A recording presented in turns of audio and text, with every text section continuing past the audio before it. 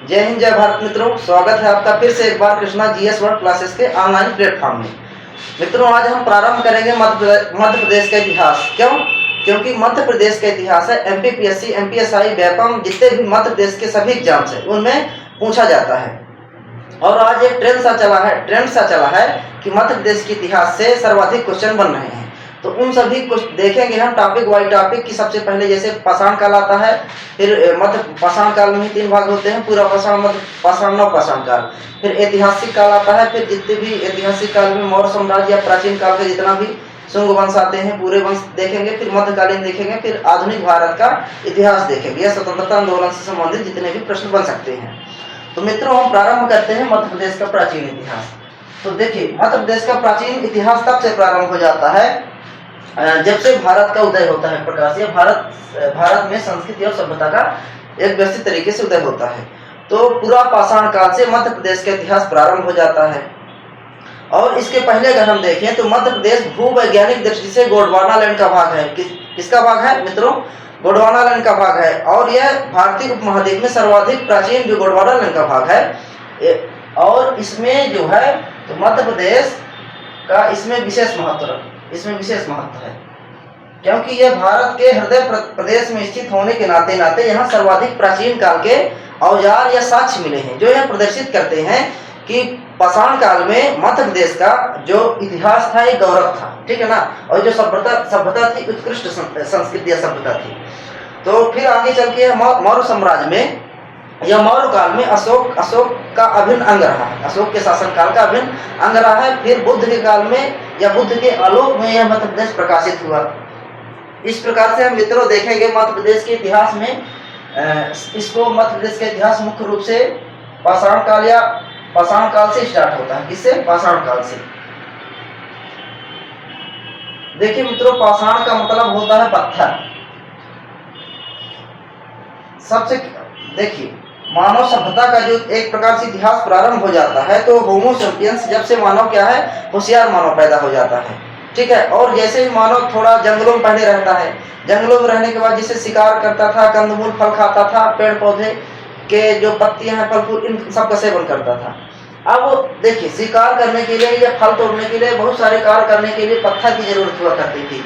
वो पत्थर को औजार बना करके, ठीक है ना, पत्थर को औजार बना करके धीरे धीरे उन्होंने क्या कर दिया, एक सभ्यता ही प्रारंभ कर दी। ये सभ्यता का प्रारंभ होगा कहाँ से? पाषाण काल से, पत्थर से। क्योंकि इस काल में बहुत सारे ऐसे औजार मिले हैं जो पत्थर के बने हुए हैं, इसीलिए इस काल को पाषाण काल की संज्ञा दी जाती है मित्रों। और मध्य प्रदेश जो है, मध्य प्रदेश के इतिहास को पाषाण काल में 3 भागों में बांटेंगे, ठीक है। पहला है मित्रों इसमें पूरा पाषाण काल। फिर मित्रों दूसरा है मध्य पाषाण काल, और तीसरा है नव पाषाण काल। मित्रों इनको इंग्लिश में भी देख लेते हैं। पूरा पाषाण, देखिए ठीक है ना, पूरा पाषाण को पैलियोलिथिक कहा जाता है। ये भी देखिए, ये भी पा से स्टार्ट है, पहले अक्षर से भी इंग्लिश का इसका नाम है, जैसे पैलियोलिथिक, मीसोलिथिक या नियोलिथिक। इसे नव पाषाण काल को इंग्लिश में नियोलिथिक कहा जाता है। अब देखिए मित्रों, ये क्या हो गया पाषाण काल। मध्य प्रदेश में पाषाण काल को हम एक पाषाण काल में पूरा पाषाण काल को हम अच्छे से पढ़ेंगे, फिर मध्य पाषाण काल, फिर नव पाषाण काल। साथ ही अगर देखें तो फिर ऐतिहासिक काल या ऐतिहासिक काल को, चौथा जो है आपका ऐतिहासिक काल है, ऐतिहासिक काल को इसमें हम रखेंगे किसको? ताम्र पाषाण काल को रखेंगे। जैसे मध्य प्रदेश में मालवा की ताम्र पाषाण कालीन संस्कृति मिलती है, बहुत जोरबी संस्कृति है, जो बहुत सारी संस्कृतियों को उल्लेख मिलता है, तो उसको भी हम अलग से देखें। लेकिन इसके पहले हम मित्रों देखेंगे क्या? पूरा पाषाण काल। तो जो मध्य प्रदेश का इतिहास है, पूरा पाषाण काल से प्रारंभ होकर के आधुनिक भारत तक आता है, लेकिन पूरा पाषाण काल का मध्य प्रदेश में विशेष महत्व है। अब देखिए मित्रों, पूरा पाषाण काल जो है मध्य प्रदेश में दक्षिण भारत और उत्तर भारत के मध्य तत्कालीन हथियारों और औजारों से इसका मिलता है, ठीक है ना। मध्य प्रदेश का जो इतिहास है पूरा पाषाण काल, दक्षिण भारत व उत्तर भारत के मध्य में यहाँ से प्राप्त हथियारों व औजारों से ठीक है पता चलता है। पूरा पाषाण का जो इतिहास किसी का भी इतिहास पता करना है तो उसके संबंध में कुछ न कुछ साक्ष्य होना चाहिए, और साक्ष्य के रूप में हमें बहुत सारे ऐसे हथियार, औजार या ठीक है अन्य चीजें मिली हैं जिससे हम यह पता लगा सकते हैं कि मध्य प्रदेश पूरा पाषाण काल में ठीक है ना ये चीजें थी, ये संस्कृति, ये सभ्यता थी, ये औजार थे। तो ठीक है मित्रों, इसके बाद हम आगे बढ़ते हैं। मध्य प्रदेश में जैसे मुख्य रूप से पूरा पाषाण काल के अवशेष नर्मदा घाटी, सोन घाटी, बेतवा, चंबल इन घाटियों पर मिलता है। कहाँ? नर्मदा, सोन, बेतवा, चंबल नदी घाटियों में इसका क्या मिलता है? वर्णन मिलता है। ठीक है, नदी घाटियों से जो अवशेष प्राप्त हुए हैं ठीक है उसी से इसका इतिहास मिलता है। और साथ ही इन्हीं क्षेत्रों में जो भीमबेटका है रायसेन में, जो मित्रों आपका आदमगढ़, जावरा, रायसेन, आदमगढ़, जावरा,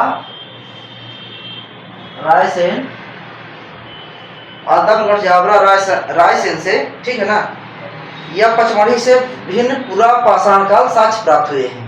अगर हम कहें कि पूरा पाषाण काल के साक्ष्य मुख्य रूप से पहला ही टॉपिक देखें इसमें या पहली चीजें देखें मुख्य चीज तो नर्मदा, सोन, बेतवा, चंबल नदी घाटियों से पता चलता है, ये साक्ष्यों से पता चलता है कि इस क्षेत्र पर पूरा पाषाण काल में मध्य प्रदेश के कुछ न कुछ क्या है साक्ष्य मिले हैं।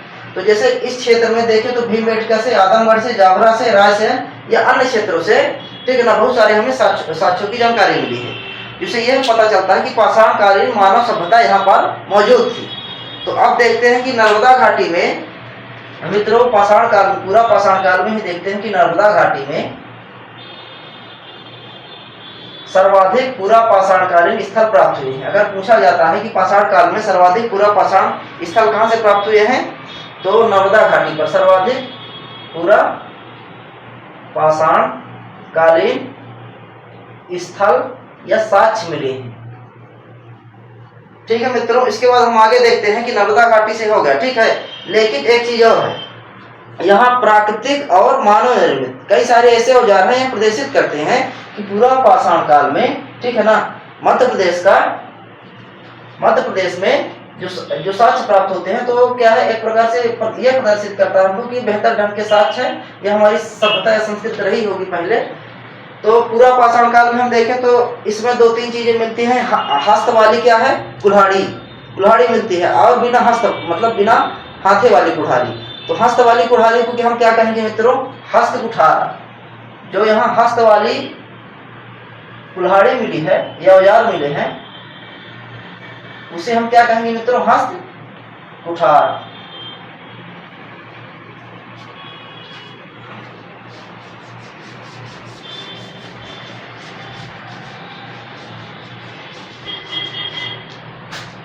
अब देखिए मित्रों, इसमें जो अब हमारे साक्ष्य हैं तो हमने पहले क्या बताया कि हस्त वाली हमारे साक्ष्य हैं या औजार हैं जो हमारे। तो पूरा पाषाण काल से पूछता है कौन कौन से औजार मिले हैं तो हस्त वाली कुठारी मिली है जिसे हस्त कुठार कहा जाता है। दूसरा क्या मिला है? बिना हत्थे वाली कुठारी।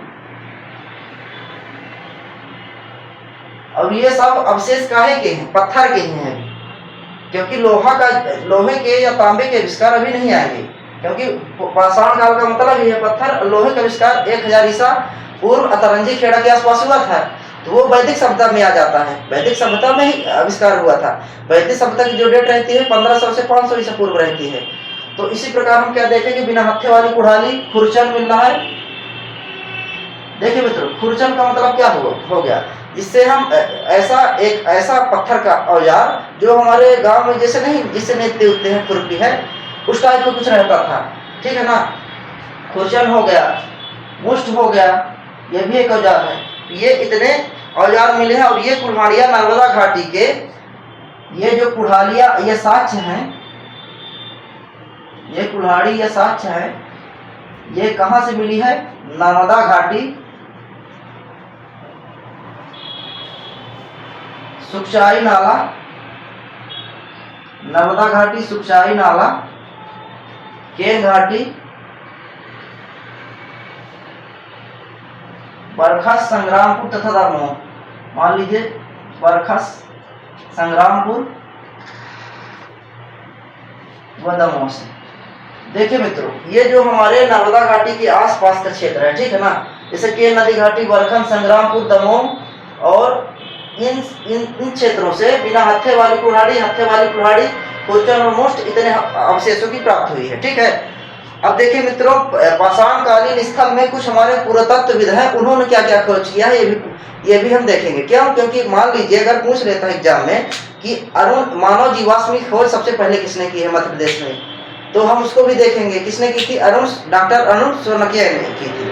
इसी प्रकार जैसे सुप्रेकर और पिपरिया या महादेव के क्षेत्र में किसने आविष्कार किया था? तो एच.डी. संकालिया ने किया था। तो मित्रों जो सबसे इम्पोर्टेंट है तो यही है।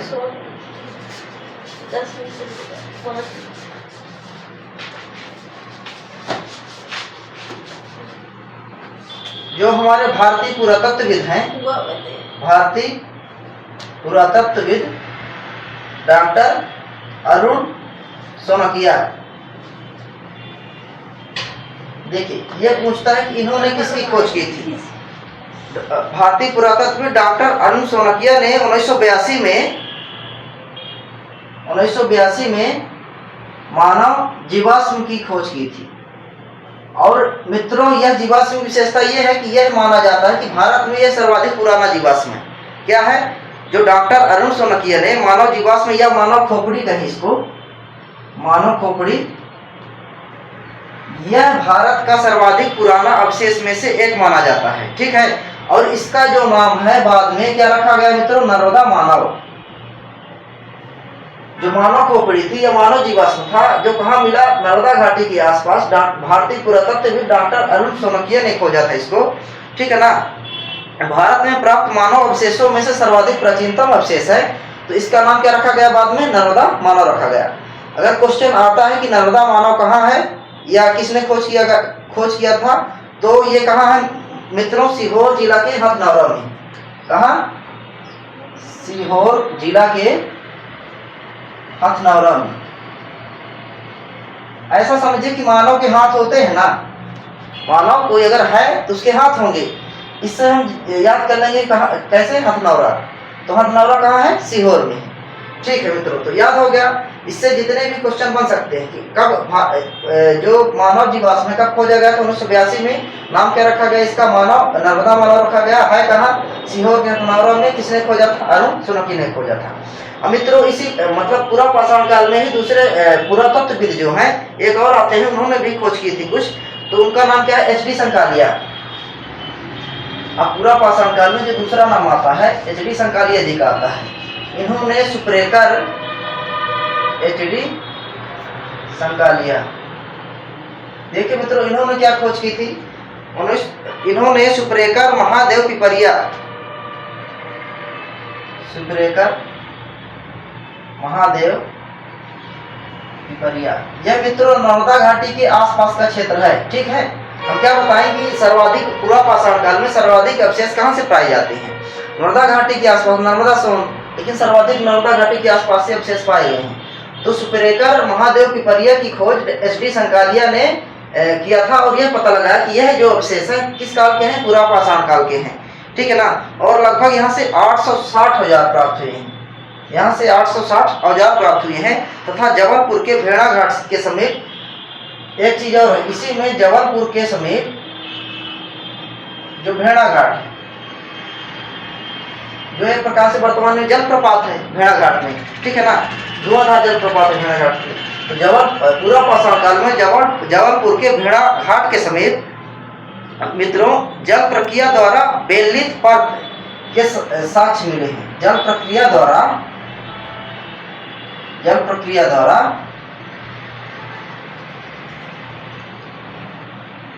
बेलित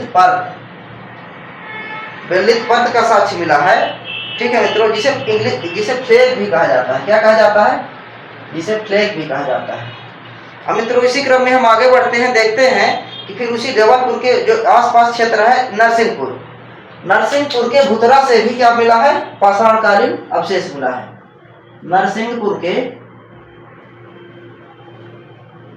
भुतरा से क्या मिला है, पाषाणकालीन अवशेष मिला है।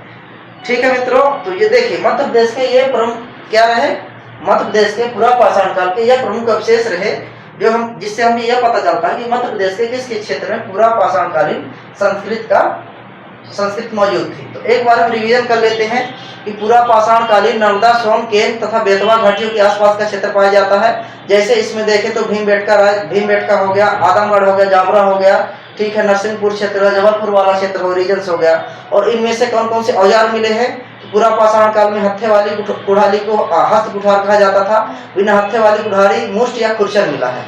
और देखिए ये कहाँ से प्राप्त हुए हैं, देवरी, सुखचाई नाला और बरखस तथा संग्रामपुर दमोह से प्राप्त हुआ है। अब देखिए इन्हीं में दो पुरातत्वविद का नाम आता है पूरा पाषाण काल में, कौन कौन से, डॉक्टर अरुण सोनकिया और एस.डी. संकालिया। देखिए जो अरुण सोनकिया हैं तो वो इन्होंने नर्मदा मानव साक्ष्य का प्रथम भारत में अवशेष की खोज की थी। ठीक है ना, जो मानव जीवाश्म है या मानव खोपड़ी है इसका नाम नर्मदा मानव रखा गया और इन्होंने डॉक्टर अरुण सोनकिया ने इसकी खोज की थी 1982 में। और यह कहाँ है, हथनौरा में है, सीहोर में है। तो हम इसको ये भी बताते हैं कैसे याद करना है, मानव जीवाश्म, तो मानव को क्या रहता है, हाथ रहता है। अब दूसरा जो आता है एस.डी. संकालिया जी का नाम आता है, इन्होंने सुपरेकर महादेव पिपलिया से लगभग 860,000 खोजे थे। और इसके आगे चल के जबलपुर के भेड़ा घाट के आसपास जल प्रक्रिया द्वारा जो बेलित पर्त या फ्लैग का निर्माण हुआ है उसकी खोज की थी। और यह क्या है, पूरा पाषाणकालीन ही है। और नरसिंहपुर के भुतरा से भी एक अवशेष मिला है पूरा पाषाण काल। तो मित्रों ये प्रमुख अवशेष या व्यक्तियों के नाम हो गए पूरा पाषाण काल में। अब इसके आगे हम चलते हैं मध्य पाषाण काल में। देखिए मित्रों मध्य पाषाण काल हमारा आता है। मध्य पाषाण काल में सीधे हम मुद्दे पर जाते हैं कि मध्य पाषाण काल से कौन कौन से अवशेष मिले हैं। तो मित्रों मध्य पाषाण काल में सबसे पहला आदमगढ़ शैलाश्रय आता है। क्या, आदमगढ़ शैलाश्रय। ये आदमगढ़ है कहाँ, आदमगढ़ जो है आपका होशंगाबाद में है, होशंगाबाद जिले में है। और होशंगाबाद के आसपास से ये भी नर्मदा नदी निकलती है। देखिए मित्रों मध्य पाषाण काल में जो है तो आदमगढ़ शैलाश्रय से आर.बी. जोशी, देखिए आ से है आदमगढ़, आ से है आर.बी. जोशी। आर.बी. जोशी अगर पूछता है कि आदमगढ़ की खोज किसने की थी, आर.बी. जोशी ने की थी। यहाँ से लगभग 25,000 मध्य पाषाणकालीन अवशेष प्राप्त हुए हैं। मध्य पाषाणकालीन अवशेष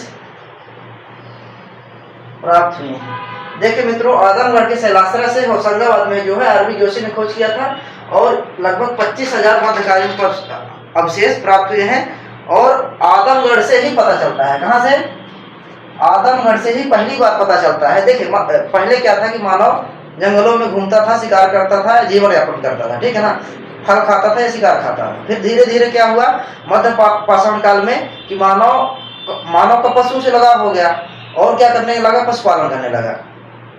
देखिए मध्य प्रदेश में आदमगढ़ से ही पता चलता है कि मानव पशुपालक था। क्या था, मानव पशुपालक था। मित्रों अगर पूछेगा मानव के पशुपालन होने का साक्ष्य कहाँ से प्राप्त होता है तो क्या बताएंगे, आदमगढ़ बताएंगे। ठीक है मित्रों, अब इसी क्रम में आगे चलते हैं कि आदमगढ़ से ही एक चीज और मिलती है, मानव को कुत्ते के साथ दफनाया गया था। यह पहली बार कहाँ से पता चलता है, आदमगढ़ से पता चलता है। मानव को कुत्ते के साथ दफनाने का साक्ष्य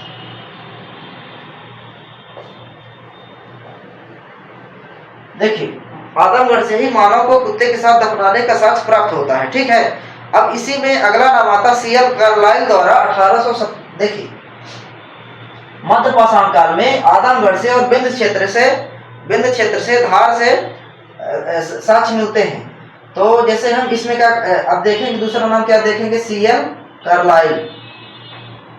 देखिए C.L. कार्लाइल का जो नाम है, ठीक है ना, ये कहाँ किस क्षेत्र से आता है, विंध्य क्षेत्र से। विंध्य क्षेत्र से इन्होंने क्या किया था, लघु पाषाणकालीन उपकरणों की खोज की थी। विंध्य क्षेत्र से सीएल कार्लाइल ने लघु पाषाणकालीन उपकरण की खोज की थी। अब मित्रों आरवी जोशी जो है आदमगढ़ की खोज की थी। सीएल कार्लाइल ने लघु पाषाणकालीन विंध्य क्षेत्र में लघु पाषाणकालीन उपकरणों की खोज किया।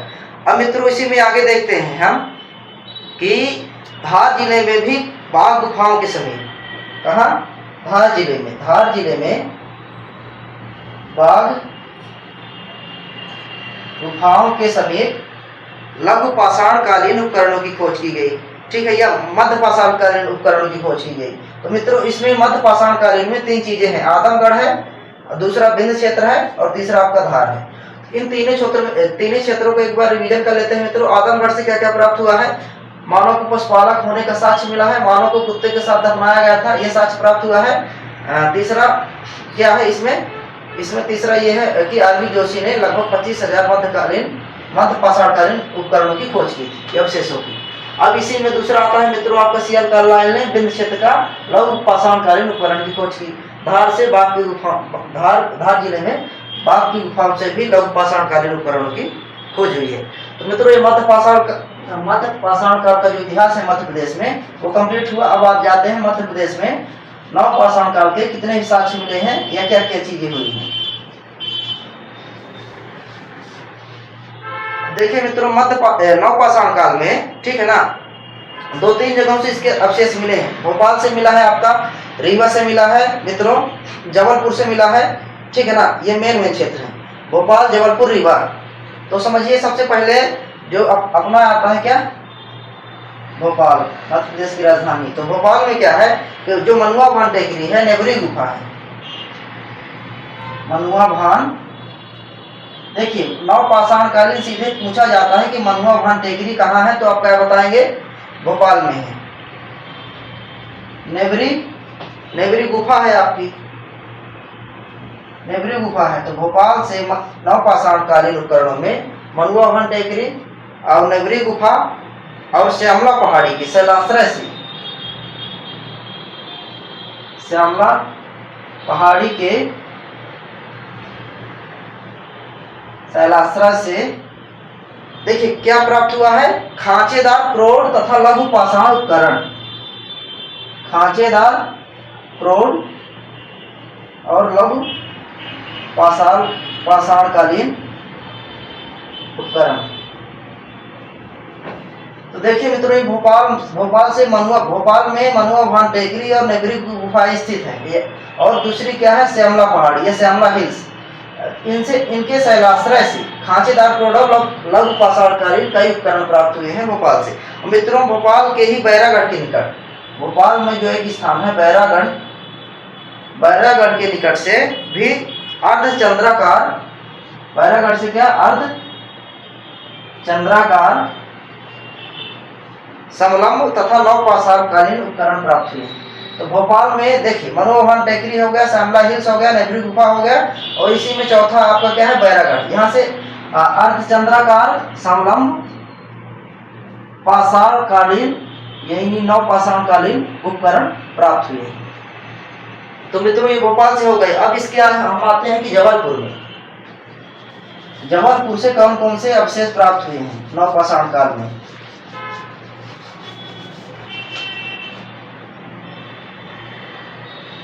देखिए मित्रों जबलपुर में जो आपकी जबलपुर में भेड़ा घाट है, तिलवाला घाट है, लमेटा घाट है। कौन से, जबलपुर में 3 घाट हैं, भेड़ा घाट, लमेटा घाट, भेड़ा घाट है, लमेटा घाट है, और तीसरा क्या है मित्रों, तिलवाड़ा घाट। देखिए इनसे क्या प्राप्त हुआ है, जबलपुर के भेड़ा घाट, लमेटा घाट तथा तिलवाड़ा घाट से यह पता चला है कि नव पाषाणकालीन मानव बस्तियां थी यहाँ कभी। क्या थी, नव पाषाणकालीन मानव बस्तियों की खोज कहाँ से हुई है, इन तीनों क्षेत्रों से।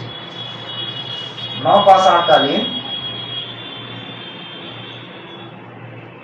मानव बस्तियों की खोज हुई है यहाँ से।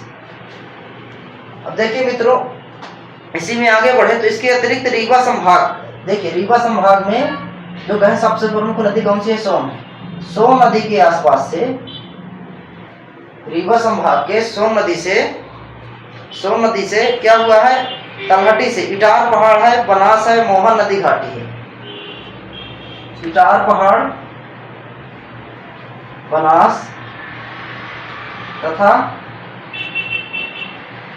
मोहन नदी घाटियों से नवपाषाणकालीन उपकरणों की खोज हुई है। तो अगर दूसरी चीज कहें कि भोपाल हो गया, जबलपुर हो गया, तीसरा विंध्य क्षेत्र में रीवा आ गया, तो रीवा में सोन नदी घाटी, इटार पहाड़, बनास तथा मोहन नदी घाटियों से नवपाषाणकालीन उपकरणों के साक्ष्य मिले हैं। और जबलपुर से ही तो नवपाषाणकालीन मानव बस्तियों के अवशेष मिले हैं। अब इसके बाद देखते हैं कि रीवा के ही चचाई जलप्रपात है आपका गोविंदगढ़ तालाब है, जो चचाई एक समय माना जाता था चचाई जलप्रपात मध्य प्रदेश का सबसे जैसे ऊंचा जलप्रपात है।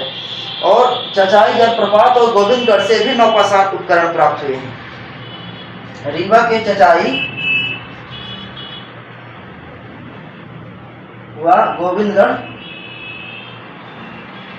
तालाब से नवपाषाणकालीन उपकरणों की खोज हुई है। अब इसी में देखें तो दक्षिण पूर्व में स्थित जो है सिंग्रामपुर घाटी, क्या है, मध्य प्रदेश के नवपाषाण के काल में देखें तो दक्षिण पूर्व में जो है, ठीक है ना, ये दक्षिण हो गया, ये पूर्व हो गया, तो यहाँ पर क्या है, सिंग्रामपुर घाटी है। सिंग्रामपुर घाटी से भी नवपाषाणकालीन उपकरण प्राप्त हुए हैं। तो मित्रों, जो मध्य प्रदेश का प्राचीन इतिहास में पूरा पाषाण काल, मध्य पाषाण काल, नवपाषाण काल कंप्लीट हुआ। अब इसी के अगले सीरीज में हम देखेंगे ताम्र पाषाण काल, या कहें कि जहाँ से आद्य ऐतिहासिक स्टार्ट होता है। देखिए, मध्य प्रदेश के इतिहास को, प्राचीन इतिहास को, या कहें कि मध्य प्रदेश के इतिहास को ही मुख्य रूप से 3 भागों में बांटा गया है। प्राचीन में देखें तो प्राचीन में पाषाण काल पहला आ जाता है, पाषाण काल, फिर पाषाण काल को क्या कहा जाता है, प्रागैतिहासिक काल, फिर आद्य ऐतिहासिक काल में ताम्र पाषाण काल आ जाता है, फिर ऐतिहासिक काल में जो पूरा है जितने भी राजवंश आते हैं वो चीजें आ जाती हैं। तो अब ये क्या हो गया, मध्य प्रदेश का प्राचीन इतिहास में पाषाण काल खत्म हुआ। अब हम प्रागैतिहासिक काल,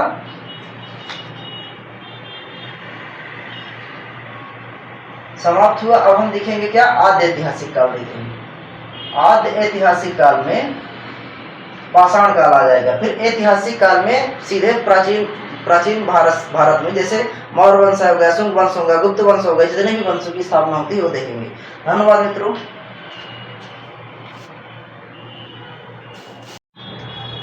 अब हम मध्य प्रदेश के प्राचीन इतिहास में आद्य ऐतिहासिक काल में पढ़ेंगे। आद्य ऐतिहासिक काल को ताम्र पाषाण काल भी कहा जाता है। और क्यों कहा जाता है, क्योंकि इस काल में तांबा का प्रयोग होने लगा था, धातुओं का प्रयोग होने लगा था, या धातुओं से निर्मित हथियार या औजार का प्रयोग होने लगा था। अब देखिए मित्रों कि ताम्र पाषाण काल में, ठीक है, मध्य प्रदेश के मुख्य रूप से मालवा, नागदा, कायथा या नागदा, टोली, इन क्षेत्रों में सर्वाधिक अवशेष मिले हैं। कहाँ मालवा क्षेत्र से सर्वाधिक अवशेष मिले हैं। और इसमें देखते हैं हम कि ताम्र पाषाण काल के अवशेष,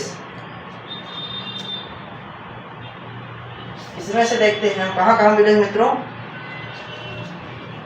मालवा क्षेत्र के कहाँ मिले हैं, नागदा, टोली, नागदा, टोली, नागदा, कायथा, आवरा, एरण, बेसनगर आदि। हालांकि इसके अलावा भी कई जैसे जबलपुर से क्षेत्र से मिला हुआ है या अन्य क्षेत्रों से भी मिला है, तो उनको अलग से देंगे। लेकिन मुख्य रूप से देखें तो मालवा क्षेत्र के नागदा, टोली, नागदा उज्जैन से अलग होकर एक जिला ही बन गया है। कायथा और आवरा सीहोर में है, एरण सागर में है, आपका बेसनगर विदिशा में है। तो मालवा क्षेत्र से ये ताम्र पाषाण काल में अवशेष मिले हैं। उसके आगे देखेंगे मित्रों कि कई उपकरण इस काल में मृदभांड से निर्मित, मृदभांड मतलब मिट्टी से, मृद का मतलब होता है मृदा हो गया, मृदभांड धातु निर्मित बर्तन मिले, निर्मित बर्तन के अवशेष प्राप्त हुए हैं। इसी काल में मृदभांड धातु निर्मित बर्तन के उपकरण प्राप्त हुए हैं। और 1869 में, कब मित्रों, 1869 में जबलपुर के आसपास, 1869 में जबलपुर से कुल्हाड़ी तांबा और टिन की, तांबा व टिन की एक कुल्हाड़ी प्राप्त हुई। ठीक है मित्रों, इसीलिए ताम्र पाषाण काल कहा जाता है, क्योंकि इस युग में तांबे जैसे धातुओं का प्रयोग होने लगा था। अब आगे देखते हैं मित्रों, 1970 में डोगरिया, 1970 में डोगरिया जो है एक स्थान है, ये कहाँ है मित्रों? बालाघाट में। डोगरिया या बालाघाट नामक स्थान से, ठीक है, लगभग 400 के आसपास तांबे के उपकरण प्राप्त हुए, तांबे के उपकरण प्राप्त हुए हैं। और चांदी के, तांबे के साथ साथ 100 के आसपास जो है चांदी के भी उपकरण प्राप्त हुए हैं। और मित्रों इसी कड़ी में हम आगे देखेंगे तो रायसेन जिले में जो है भीमबेटका स्थापित है। कहाँ? रायसेन में भीमबेटका, जो विश्व धरोहर सूची में भी स्थित है, हमारे 2003 में शामिल हुआ था। 700 शैलाश्रय प्राप्त हुई है, 700 क्या शैलाश्रय प्राप्त हुई है। तो जो हमारा ताम्र पाषाण कालीन है, होशंगाबाद की पचमढ़ी से भी एक मिला है विशेष, मामा भांजा शैलाश्रय जो है इसका नाम, ठीक है ना। ये कहाँ है? होशंगाबाद का जो पचमढ़ी है, पचमढ़ी मध्य प्रदेश का हिल स्टेशन, यहाँ एक क्षेत्र है पनार पानी। क्या है? पनार। कई बार मित्रों एग्जाम, व्याकरण के एग्जाम में पूछ लेता है कि पनार पानी कहाँ है, तो कहाँ है? पचमढ़ी के होशंगाबाद में है। यहाँ क्या मिला है? यहाँ से मामा भांजा शैलाश्रय मिला है, मामा भांजा शैलाश्रय, इस शैलाश्रय का नाम रखा गया है। तो देखिए मित्रों, आद्य ऐतिहासिक काल में मालवा क्षेत्र के नागदा टोली से, नागदा से, कायथा से, आबरा से, एरन से, बेसनगर से ये प्रमुख अवशेष मिले हैं। और मृदभांड धातु निर्मित बर्तन के उपकरण प्राप्त हुए हैं। और 1869 में ताम्र पाषाण काल में ही जबलपुर से तांबा और टीन की कुल्हाड़ी मिली है। और 1970 में डोगरिया यानी बालाघाट में स्थित है। कहाँ है डोगरिया? बालाघाट में। यहाँ से लगभग 400 या 412 के आसपास तांबे के उपकरण प्राप्त हुए हैं, या 100 या 102 चांदी उपकरण प्राप्त हुए हैं। अब आगे आते हैं भीमबेटका, रायसेन में जो स्थापित है, यहाँ से 700 शैलाश्रय प्राप्त हुए हैं। और जो आपका होशंगाबाद का पचमढ़ी क्षेत्र है, इसी में एक पनार पानी स्थान है, जो जहाँ से मामा भांजा शैलाश्रय पाया गया है। तो ये चीजें कहाँ से हमें मिली हैं? ताम्र पाषाण काल से। अब मित्रों हम इसी में आगे देखेंगे कि इस काल में पत्थर और तांबे के औजार के उपकरण का प्रयोग करने लगा इंसान, ठीक है ना। इसीलिए इसको ताम्र पाषाण काल कहा गया। अब इसी में एक और आता है मित्रों कि मालवा की ताम्र पाषाण कालीन संस्कृति आती है।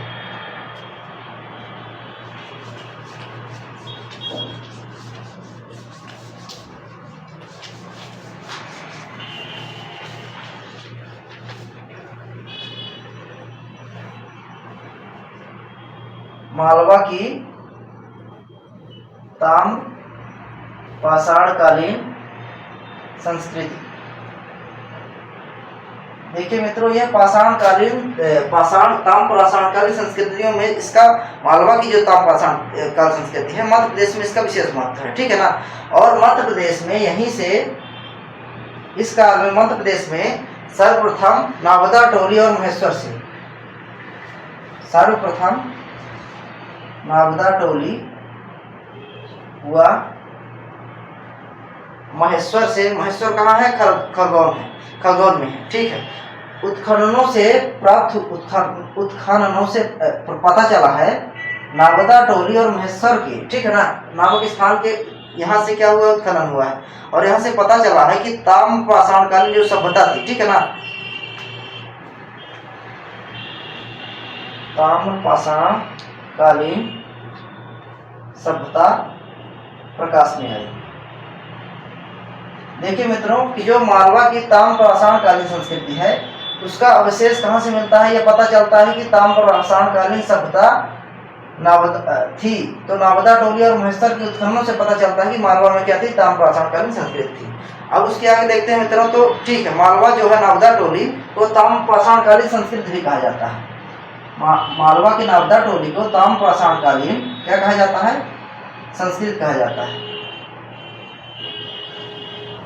अब देखिए मित्रों, इसी में हम देखेंगे कि नर्मदा घाटी का जो उत्तरी तट है, ठीक है ना, महेश्वर है नर्मदा घाटी का जो दक्षिण तट है आपका, ठीक है, उत्तरी तट पर महेश्वर तथा दक्षिणी तट पर यह स्थित है, ठीक है ना, नागदा टोली। और इसी में आगे देखेंगे तो नागदा, एरन, कायथा, मनौती, इमाम गांव है।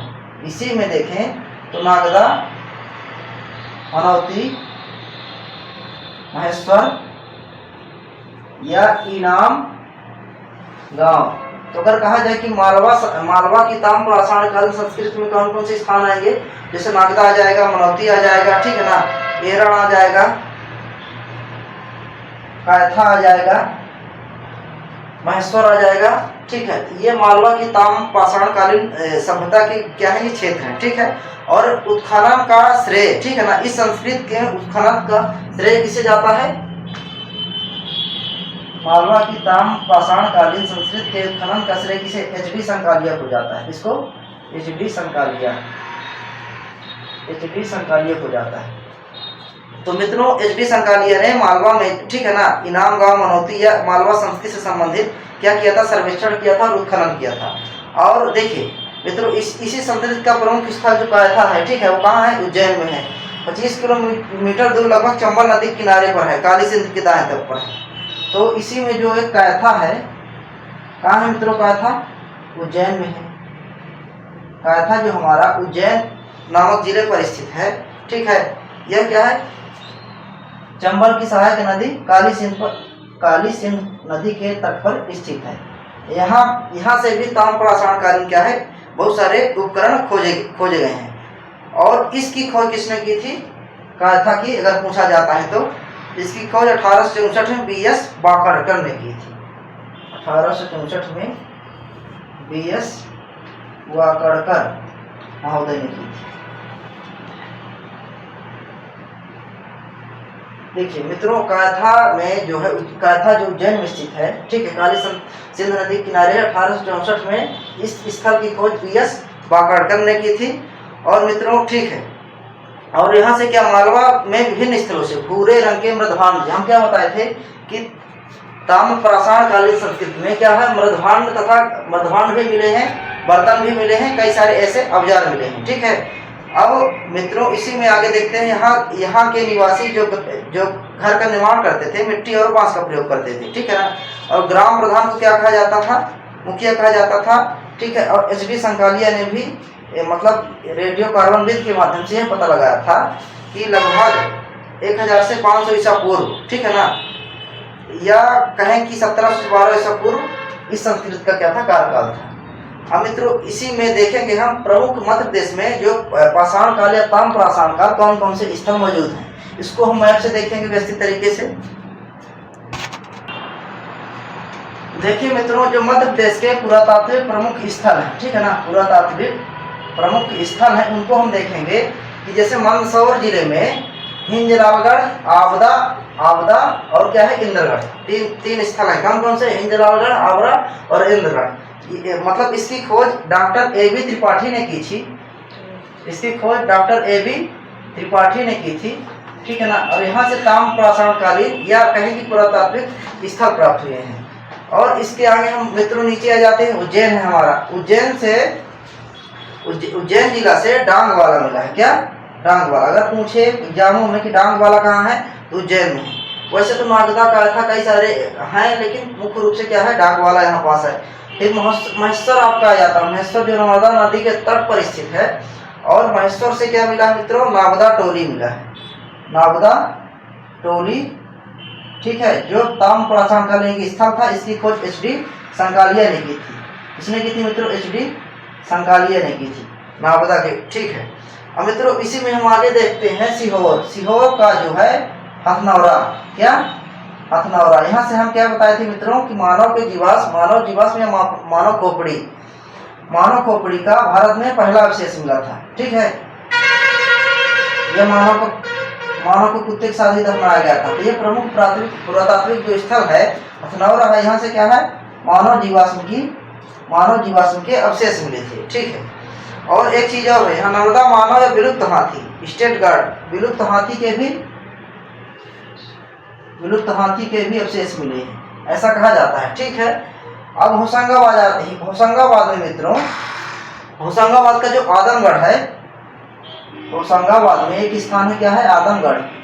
यहाँ से पता चलता है कि कृषि और पशुपालन किया जाने लगा है। कृषि व पशुपालन के साथ, कृषि व पशुपालन के साथ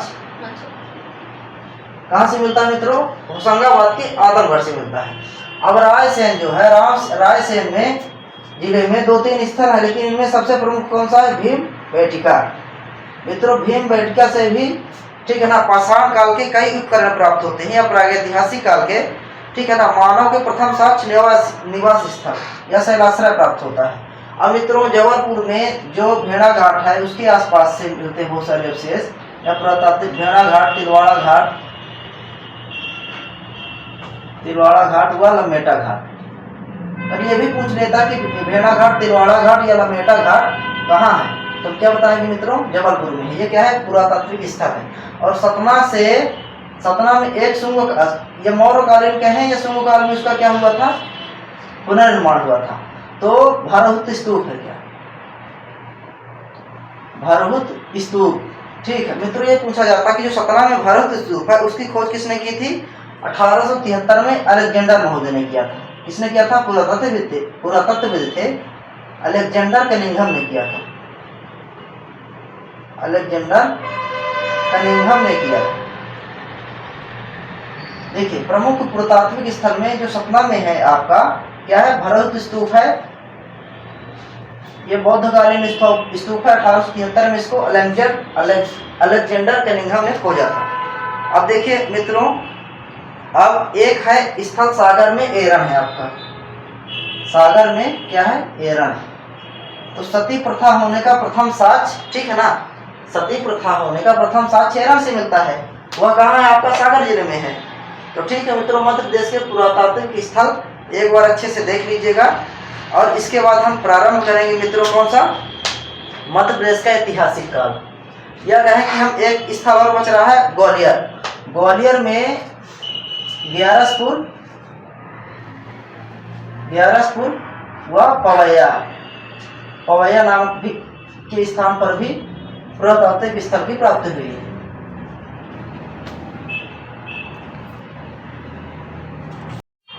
देखिए मित्रों, मध्य प्रदेश के हम प्राचीन इतिहास में मध्य प्रदेश के प्रमुख शैलाश्रय को देखेंगे।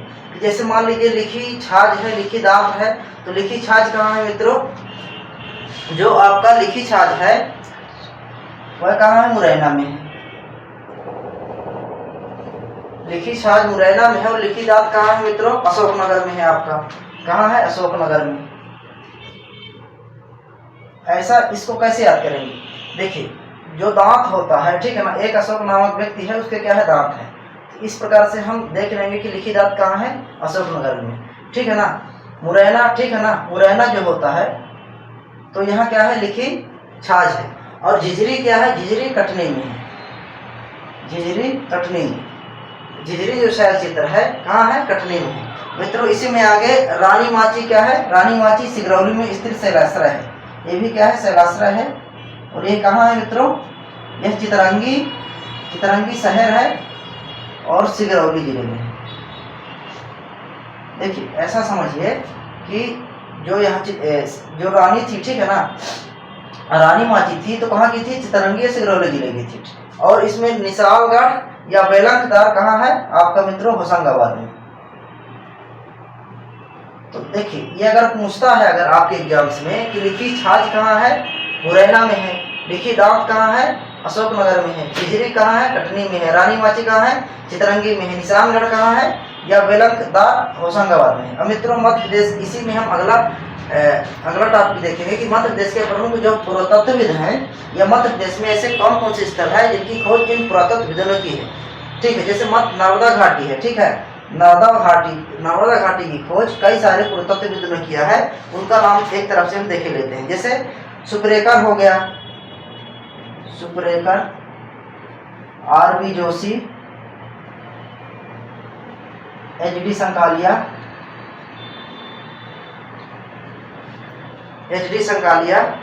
मैक क्राउन, यह इंपॉर्टेंट नहीं है ये मुख्य रूप से। खत्री और पीटरसन, खत्री है, एक है पीटरसन। मित्रों ये पुरातत्वविद जो है नर्मदा घाटी के आसपास जितने भी प्राचीन काल या पाषाण कालीन, ताम्रपाषाण कालीन जो स्थल उनकी खोज की थी। जैसे एच बी संकालिया, ठीक है, R V Joshi, Suparekar, Khatri, Peterson. अब दूसरा आ जाता है मित्रों सोन घाटी। तो सोन घाटी की जो खोज किसने की थी? निसार अहमद, जो पुरातत्वविद थे निसार अहमद।